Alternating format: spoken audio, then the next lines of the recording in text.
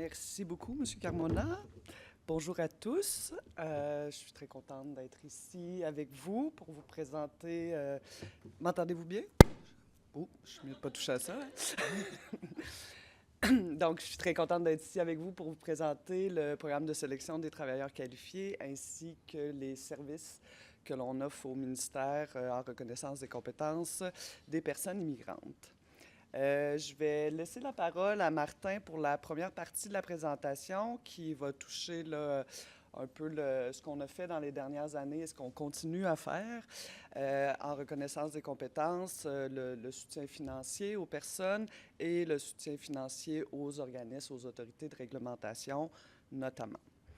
Par la suite, je vais revenir au micro, je vais vous parler du programme de sélection des travailleurs qualifiés et on va se concentrer là, beaucoup sur le volet 3 de ce programme-là qui vise directement là, les personnes qui souhaitent exercer une profession régie par un autre professionnel ou par un autre organisme de réglementation.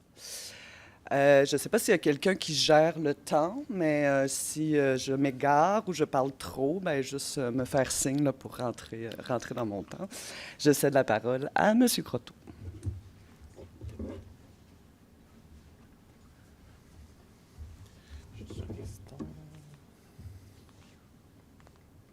Donc, bonjour tout le monde. Ça me fait très plaisir d'être avec vous ce matin. Donc, je vais commencer là, par vous présenter le continuum de mesures offerts par le ministère en lien avec la reconnaissance des compétences. Donc, ces mesures-là là, découlent du plan d'action interministériel concerté en reconnaissance des compétences qui a été mis en place en 2021. Le plan lui-même s'est terminé en 2023, mais le ministère a poursuivi les mesures là, depuis ce temps. Donc, il y avait 6 mesures qui sont toujours présentes là, dans le continuum de services. Donc, le premier, c'est la prospection. La deuxième mesure portait sur le soutien et l'accompagnement aux ordres professionnels et aux organismes réglementaires. C'est dans le cadre de cette mesure-là que s'inscrit le programme d'aide à la reconnaissance des compétences, le PARC, là, dont je vais vous entretenir un petit peu plus tard. La troisième mesure, c'était l'accompagnement personnalisé en matière là, de reconnaissance des compétences. Une des actions mises en place là, par le ministère en lien avec cette mesure-là, c'est la création là, des conseillers et conseillères régionales en reconnaissance des compétences. Ça aussi, je vais y revenir. La quatrième mesure, c'était le financement et l'élaboration d'une offre de formation d'appoint et de stage. Donc, dans cette mesure-là, le ministère est notamment actif par l'achat de formations là, pour les métiers et professions des domaines prioritaires. On peut penser aux technologistes médicaux, aux inhalothérapeutes, aux éducatrices et éducateurs à la petite enfance. Notre projet phare là, dans l'achat de formation, ça demeure là, pour le projet de recrutement des infirmiers et infirmières là, diplômés à l'étranger. Donc, la cible, c'est 1500 personnes là, qui se joindront au réseau de la santé, là, principalement en région. Donc, on est en bonne voie là, d'atteindre notre cible. Donc, ça se poursuit, ce projet-là. Donc, pour donner une ordre de grandeur, là, en 23-24, c'était près de 8,7 millions qui ont été investis là, dans l'achat de formation. En 24-25, c'était près de 8,8. Ça continue cette année. Puis le budget là, qui a été déposé la semaine dernière prévoit aussi des sommes là, pour les années qui s'en viennent. La cinquième mesure, c'était le soutien financier là, aux personnes immigrantes dans leur démarche de reconnaissance des compétences. C'est dans le cadre de cette mesure-là que s'inscrit le PAFARC, Programme d'aide financière pour les formations d'appoint en reconnaissance des compétences. Et finalement, la dernière mesure, c'est le soutien aux employeurs pour l'évaluation des études effectuées hors Québec. Donc, il y a un service là, au sein de ma direction, le service d'authentification des diplômes internationaux là, qui s'occupe de cette offre de service-là. Donc, comme annoncé, je vais développer un petit peu plus sur le PAFARC. Donc, le PAFARC permet, c'est un programme là, de soutien financier aux personnes qui font des formations d'appoint. En français, pour envie d'obtenir la reconnaissance des compétences d'une autorité de réglementation. On peut penser principalement aux ordres professionnels, mais il y a aussi d'autres partenaires comme le ministère de la Famille, là, dans le cas des éducateurs et éducatrices à la petite enfance. Donc, le PAFARC cible principalement depuis 2024 les métiers et domaines prioritaires ou en pénurie de main-d'œuvre. On pense ici là, les éducatrices et éducateurs à la petite enfance, les psychologues, les ingénieurs, les infirmiers et infirmières, les travailleurs et travailleuses sociales, les enseignants et enseignantes. Donc, depuis la création du programme en décembre 2021, c'est plus de 72 millions de dollars là, qui ont été versés à plus de 3 800 bénéficiaires.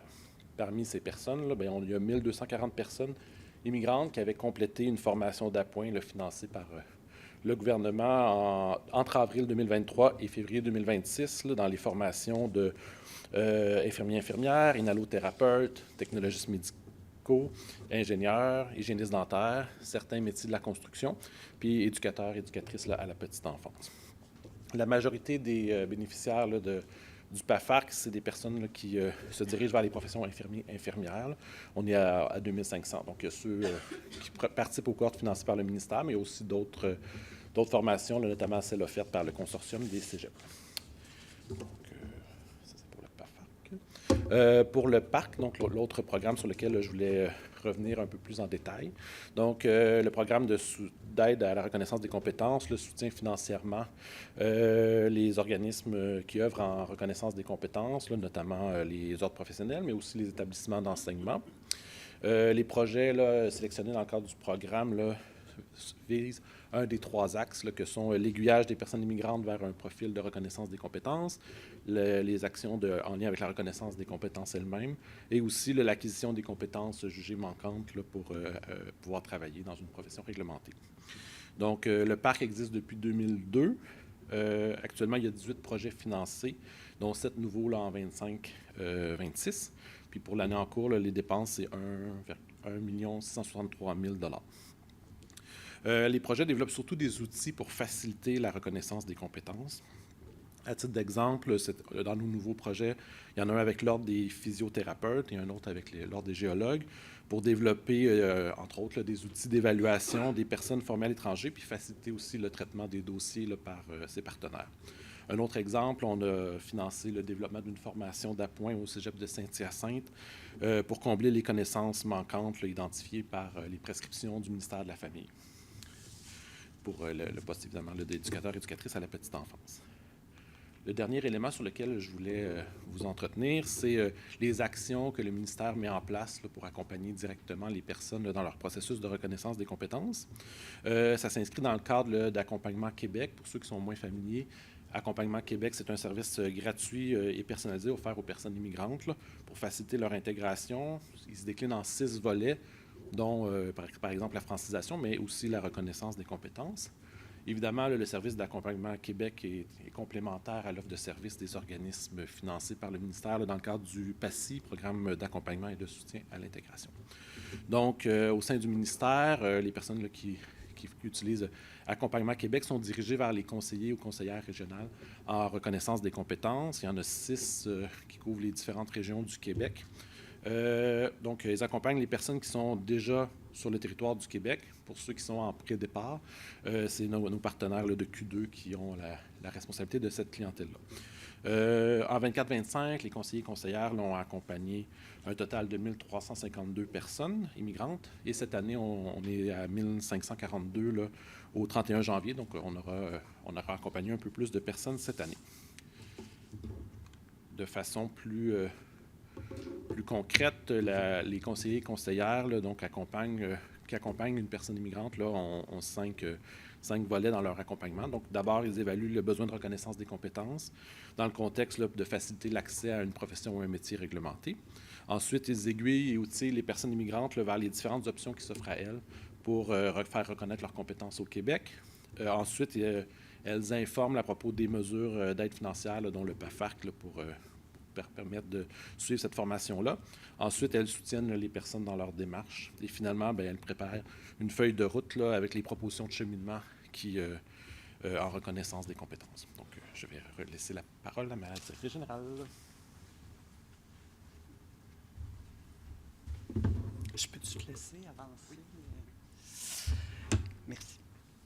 Donc, je vais tout de suite passer au programme de sélection des travailleurs qualifiés. Donc, on en entend beaucoup parler actuellement, avec un autre programme, là. Je ne rentrerai pas dans... je vais me concentrer quand même sur ce nouveau programme-là qui gagne à être expliqué, à être connu aussi, notamment sur son dernier volet, le volet 3.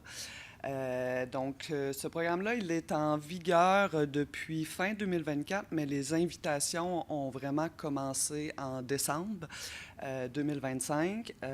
Auparavant, là, il a fonctionné là, en concomitance.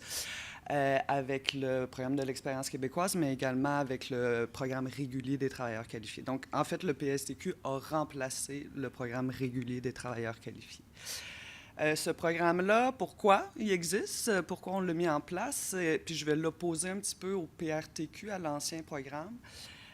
Il vise à couvrir l'ensemble des professions du marché du travail, donc les professions autant hautement qualifiées que peu spécialisées.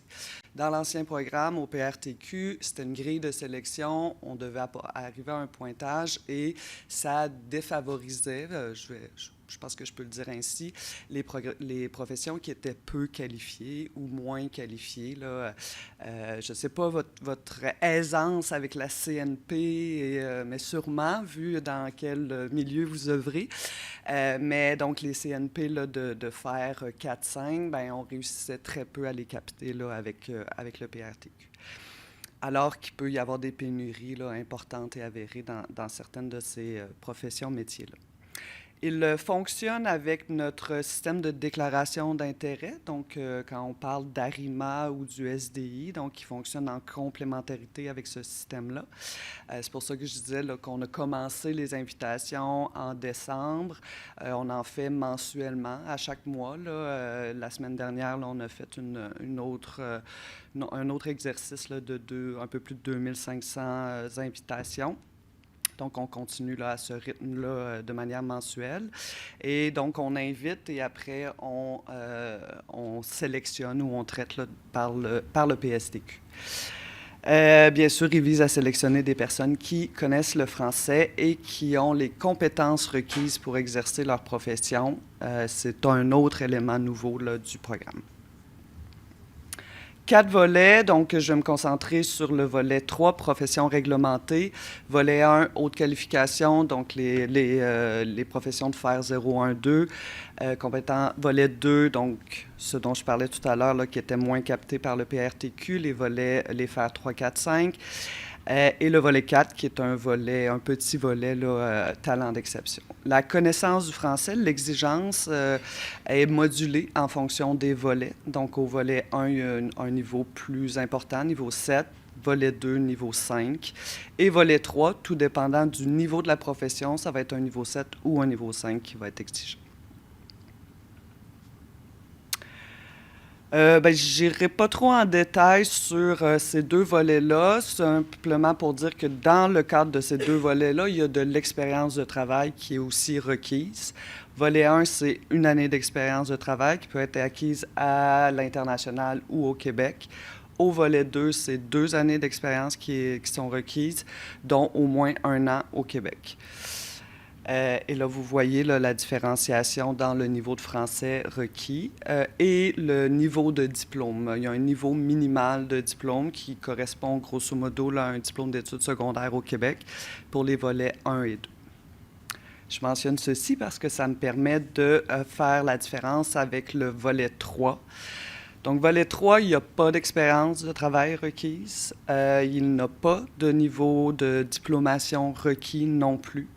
Ce qui compte essentiellement, c'est d'être allé voir son organisme de réglementation et d'avoir obtenu non pas une reconnaissance, oui, tant mieux, s'il y a une reconnaissance complète dès le dépôt et l'analyse du dossier auprès de l'organisme de l'autorité de réglementation, mais l'objectif, en fait, c'est que la personne immigrante, là, probablement que vous savez qu'actuellement, tous les gens qu'on invite, toutes les personnes qu'on invite sont déjà au Québec pour favoriser là, le passage d'un statut temporaire à un statut permanent.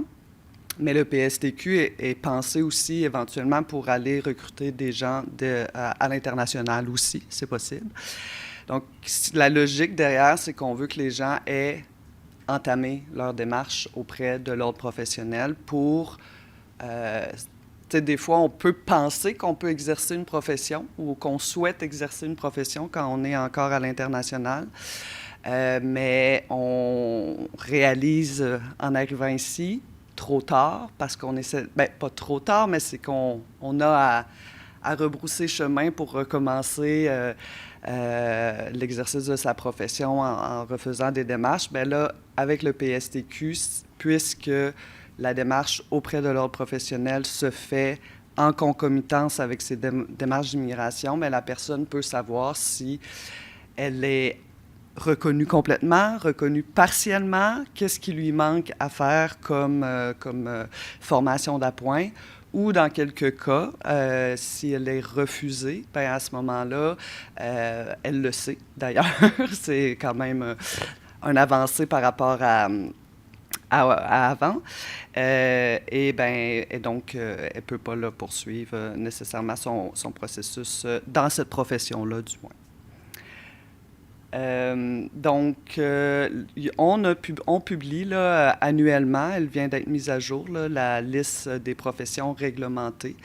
Donc, c'est vraiment un document qu'on vous invite à consulter et à communiquer là, son existence, parce que ça aide beaucoup là, les personnes qui souhaitent déclarer leur intérêt. Ils peuvent mieux voir là, les professions qui sont entièrement réglementées au Québec et celles qui sont partiellement réglementées.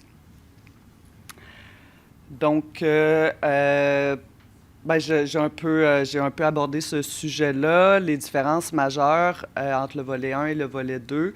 Comme je le disais, il n'y a pas d'expérience de travail, il n'y a pas de diplomation minimale et il y a un pointage supplémentaire accordé aux personnes qui ont déjà un document. Dans les presque 7 000 invitations qu'on a faites là, depuis le mois de décembre, plus de 85% des gens avaient leur document de l'autorité de réglementation. Donc ça, c'est une bonne chose, c'est qu'ils soit sont déjà reconnus comme dans leur profession principale qu'elles souhaitent exercer, soit ils savent le chemin qu'il leur reste à parcourir pour pouvoir l'exercer. Je prends un exemple dans le cadre de notre projet infirmière, où est-ce qu'on a fait venir des infirmières de l'international pour poursuivre une formation d'appoint. Bien, à terme, ces gens-là veulent exercer comme infirmières. Mais le temps de suivre leur formation d'appoint, ils exercent comme préposés aux bénéficiaires dans le réseau de la santé, par exemple.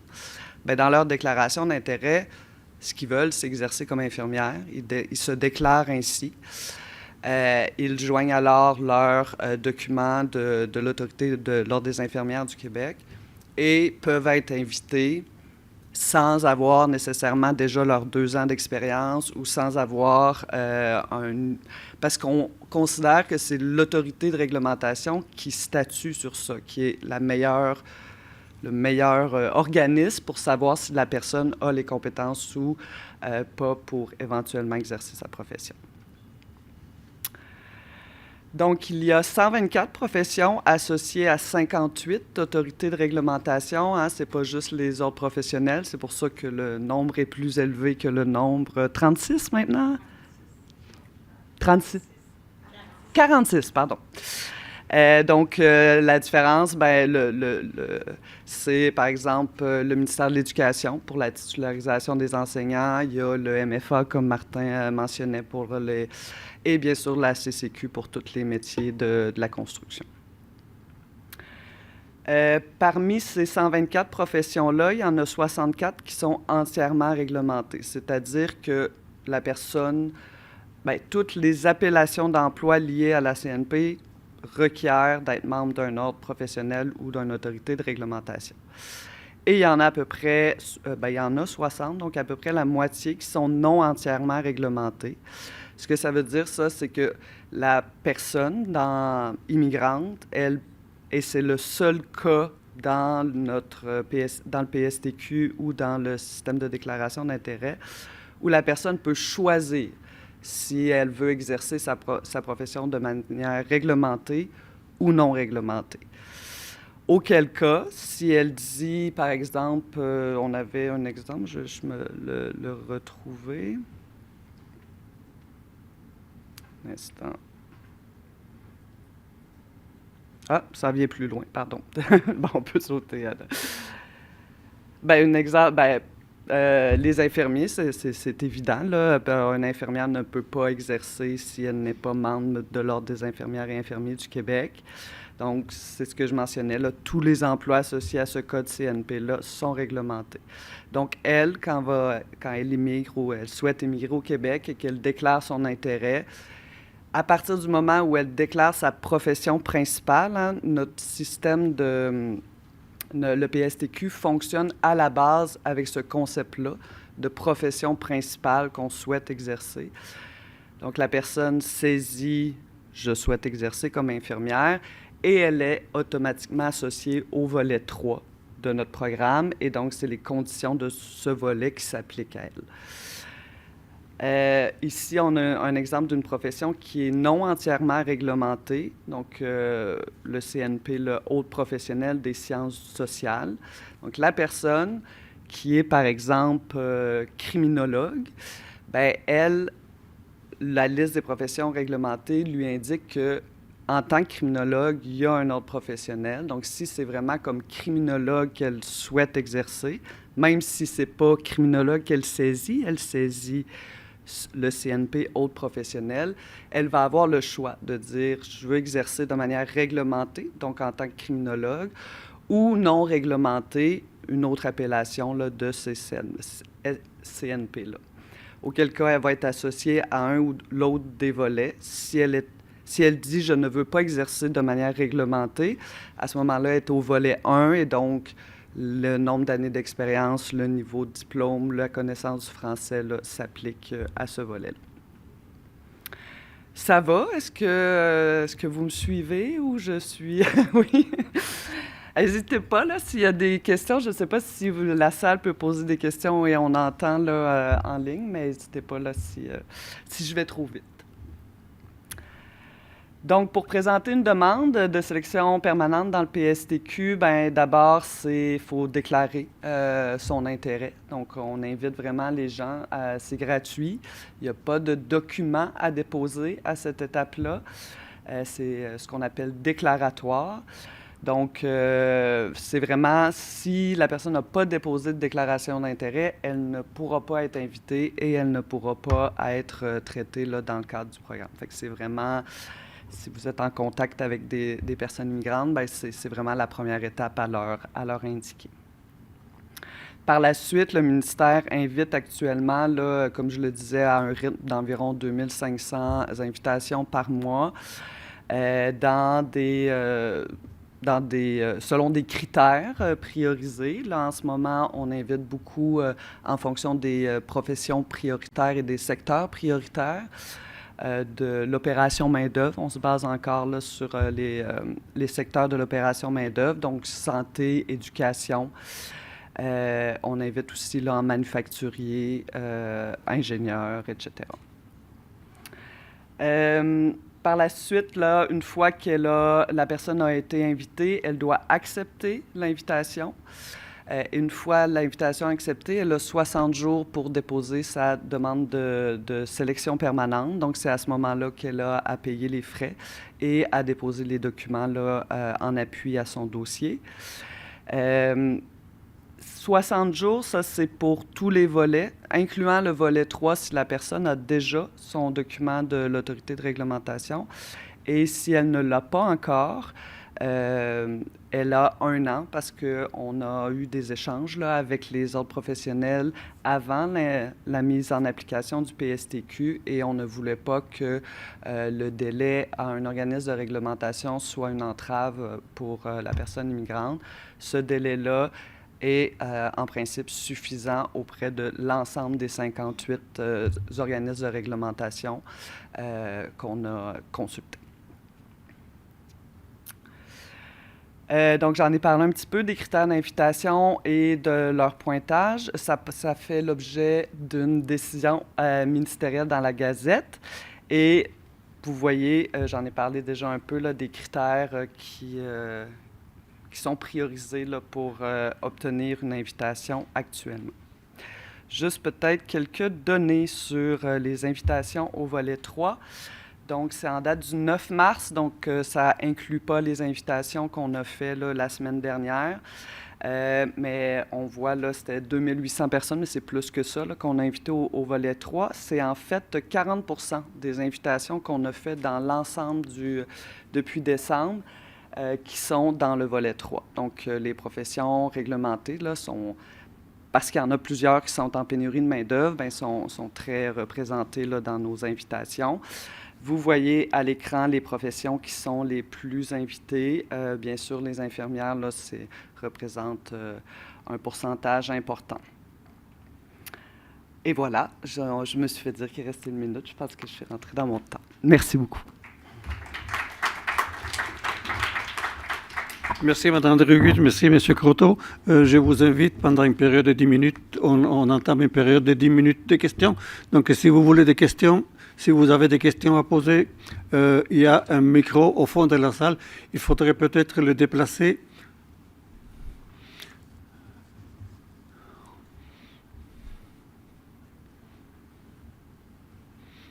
Alors, je vous invite à poser des questions sur la présentation que vous venez de voir.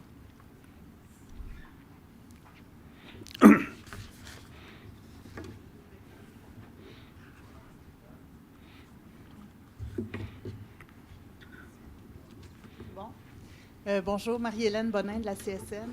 Je me demandais comment ça fonctionne au niveau des permis et des statuts. Ça veut dire, quand vous faites le recrutement, par exemple, d'infirmières à l'étranger, elles arrivent ici sur des permis temporaires. Le processus pour qu'elles fassent une déclaration d'intérêt, qu'elles soient éventuellement invitées, qu'elles soient éventuellement sélectionnées, est-ce que vous vous assurez que leur permis est dûment renouvelé pendant cette période-là ou ça dépend du fédéral? Puis, je veux dire, je ne comprends pas pourquoi, par exemple, on ne recrute plus de personnes comme ça en leur accordant immédiatement la résidence permanente comme ça se faisait autrefois, là, parce que, si je comprends bien, le PSTQ le permet. Le PSTQ permet éventuellement de recruter des gens à l'international, mais comme dans le cadre de notre planification pluriannuelle, on a une cible de sélectionner en immigration permanente un pourcentage, c'est 65 %, mais ça augmente là, dans les années qui suivent la planification pluriannuelle, des gens déjà sur place. Dans le cadre du projet infirmière, pour répondre à votre question, les gens viennent avec... le projet peut venir avec différents statuts, un permis de travail fermé, donc un employeur qui a recruté dans le PTET, un permis de travail ouvert, par exemple, quelqu'un qui est conjoint d'un travailleur étranger temporaire ou qui a un PVT s'il est d'origine d'un des pays avec lequel le Canada a des ententes. Mais dans le cadre du projet infirmière, ils viennent d'abord comme étudiantes parce qu'ils ont une formation d'appoint à suivre et par la suite, elles ont accès là, au permis de travail post-diplôme. Et voilà, donc par la suite, ben, ces gens-là travaillent, finissent leur formation d'appoint, travaillent et peuvent déposer leur déclaration d'intérêt à tout moment à partir là, du moment en fait, quand ils le souhaitent, là, elles peuvent même l'avoir déposé dès leur arrivée. C'est ce qu'on recommande là, aux personnes qui participent au projet infirmière, de déclarer leur intérêt tôt dans le processus, tout en leur mentionnant là, qu'il n'y a pas de... Ce n'est pas une garantie là, d'être invité. Vu le profil, là, et vous avez vu que les infirmières sont quand même bien représentées dans les invitations. Donc, voilà. Donc, là, vous avez vu aussi, si vous voulez que je réponde à cet aspect-là, le gouvernement fédéral là, a mis en place une PIPT, une politique d'intérêt public temporaire visant à renouveler, permettre le renouvellement des permis des personnes qui ont été invitées et qui ont déposé leur déclaration, leur demande de sélection permanente au Québec. Donc, c'est une PIPT pour le Québec. Qui vient d'être annoncé là, la semaine dernière. Merci. Est-ce qu'il y a d'autres questions? Dans la présentation du continuum de mesures de services dont vous avez parlé des soutiens aux employeurs, comment les employeurs peuvent avoir connaissance de ces services et pour quel type de poste vous intervenez le plus?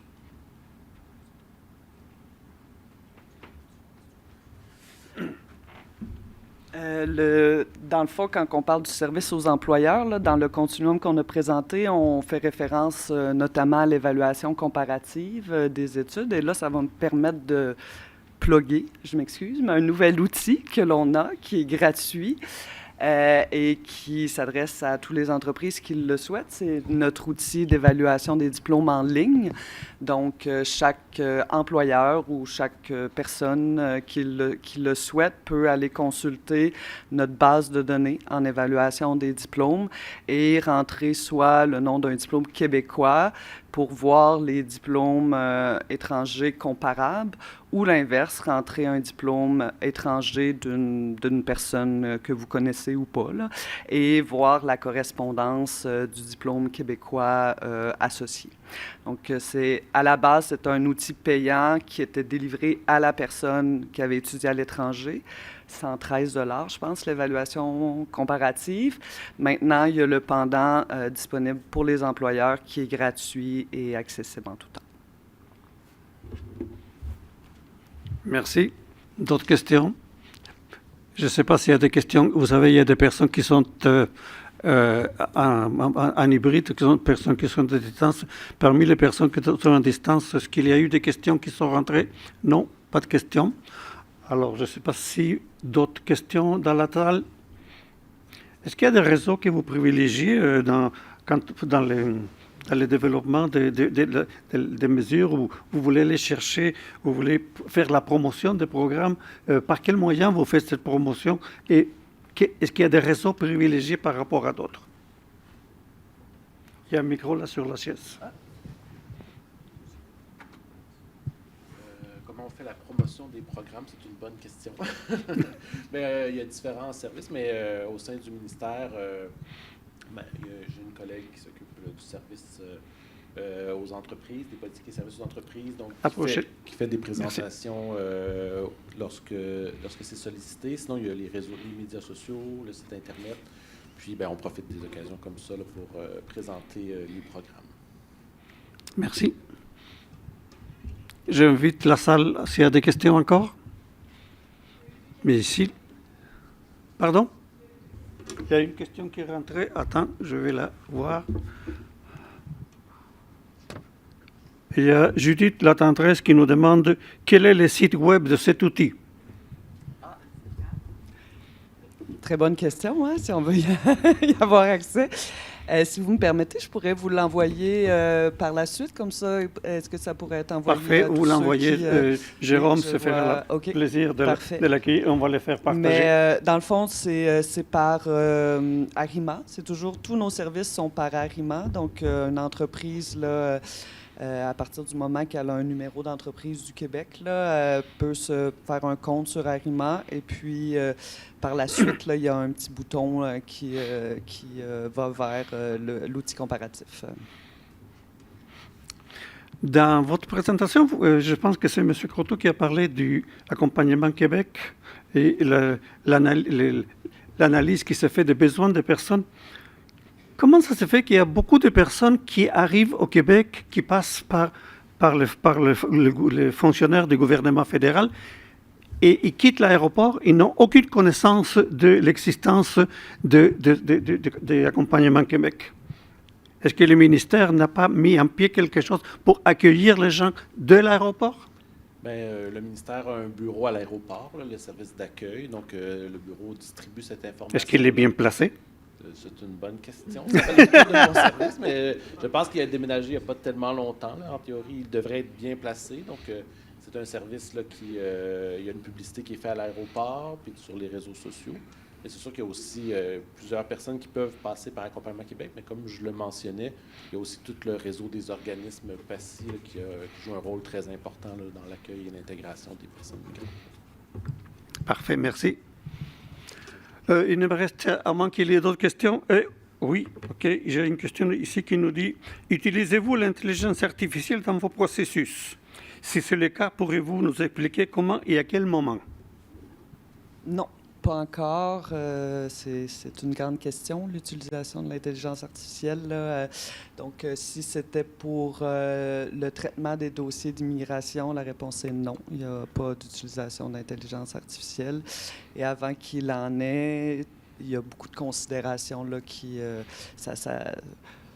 ça fait des choses merveilleuses, l'intelligence artificielle, mais dans un contexte où on sélectionne des personnes migrantes, je pense qu'il faudrait être prudent. Mais à court terme, ce n'est pas le cas. Éventuellement, peut-être.